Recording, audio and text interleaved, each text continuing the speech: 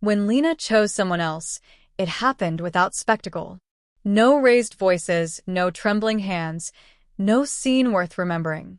She spoke as if she were reading a conclusion she had already accepted, steady, composed, almost rehearsed. She said she had met someone who aligned with her in ways she hadn't felt before, someone who seemed to fit naturally into her life. I let her finish. I didn't interrupt, didn't challenge her certainty. I nodded once, rose from my seat, and thanked her for being honest. The surprise on her face was unmistakable. She had expected resistance. What she received was acceptance. I left not because I was defeated, but because I understood something clearly in that moment. When someone chooses a different direction, clinging only delays the inevitable. As the door closed behind me, grief and relief settled together in my chest. Grief for the future we once spoke about, as if it were guaranteed. Relief that the quiet tension I had been carrying finally had a name and an ending. She had assumed I would fight, plead, or demand answers. Instead, I gave her silence. Silence has weight when someone is waiting for noise. That silence marked my limit and the start of something neither of us had predicted. Our relationship hadn't collapsed overnight. It had thinned slowly, worn down by comparison and emotional distance. I noticed how often she mentioned Marcus, first in passing, then with a brightness she no longer directed toward me. When I tried to talk about it, my concerns were softened into accusations of insecurity. Eventually, I stopped explaining. I thought patience would preserve what we had built. Instead, it taught her that I would always remain, no matter how far she leaned away. So when she finally chose him, the pain was sharp, but it wasn't confusing. It confirmed what I had felt for months. I understood then that staying to compete would cost me more than leaving ever could. Walking away wasn't an act of pride. It was alignment with myself. I didn't announce my exit or dramatize it. I simply stepped out of a space where I was no longer fully wanted. That kind of ending is quieter than arguments, but far more permanent. And permanence changes everything. The days that followed were still. No late-night messages. No emotional negotiations.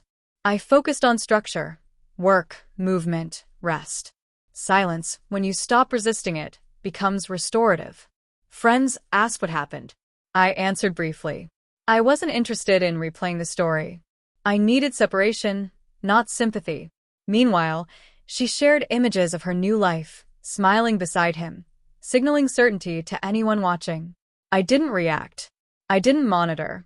I was occupied with rebuilding.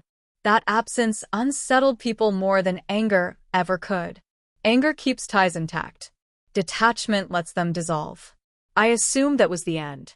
I believed she would move forward, content with her decision. I didn't expect her to look back. That's why what followed caught me off guard. Weeks later, fragments of information reached me through others. Friends mentioned strain, arguments, pressure she hadn't anticipated.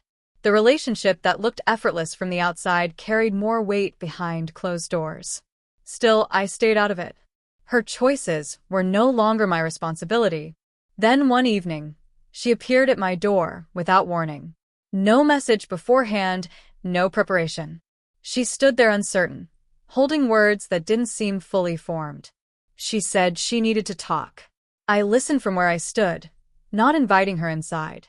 She spoke about confusion, about misjudgment, about how reality hadn't matched her expectations. What struck me most was the shift in her presence. The confidence that once guided her decision had been replaced by hesitation. Choosing differently had felt empowering. Living with that choice had proven heavier. The moment stunned me, because I had already moved on internally. I had accepted there was no return. Clearly, she hadn't. She admitted she hadn't expected me to disappear so completely. She thought I would linger, remain emotionally accessible, wait. My absence had forced her to experience life without the stability I once provided. I listened without defending myself or revisiting the past. When she finished, she asked if we could try again. I told her calmly that beginning again requires both people choosing each other at the same moment. That moment was gone. Her decision hadn't just ended what we had, it had altered it beyond repair. The realization settled across her face slowly. She had prepared for anger she could negotiate with. She wasn't ready for certainty she couldn't bend. That certainty wasn't punishment. It was protection. I had already paid the cost of walking away once. Returning would have undone the growth that followed. Word traveled quickly. People were surprised by how steady I was, how firm. They anticipated reconciliation, emotion, or at least hesitation. What they saw instead were boundaries. Boundaries confused those accustomed to unrestricted access.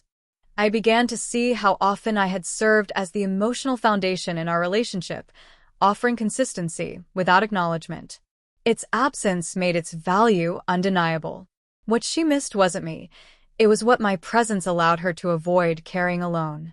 There is a difference, and growth teaches you to see it. I didn't celebrate her regret or assign blame. I stayed aligned with my decision. Alignment brings peace, even when it disappoints others. I learned that being chosen once doesn't obligate you to accept being second later. Life moved forward quietly. I returned to goals I had delayed, friendships I had neglected, parts of myself I had diminished. Confidence returned, not loudly, but reliably. I stopped measuring my worth through relationships, and everything shifted. Opportunities emerged. Calm settled in. I no longer wondered about alternate endings. I understood exactly where I stood, and it was enough. Her return wasn't a triumph for me. It was confirmation. Sometimes the clearest answer comes after you leave. Choosing yourself removes you from consideration by those who only recognize your value in your absence. She chose another path, believing it led somewhere better. I chose clarity and walked away without spectacle. Distance revealed truths that arguments never could. Leaving didn't cost me anything real. It showed me exactly what I was worth. Sometimes strength isn't fighting to be chosen. It's knowing when to step away.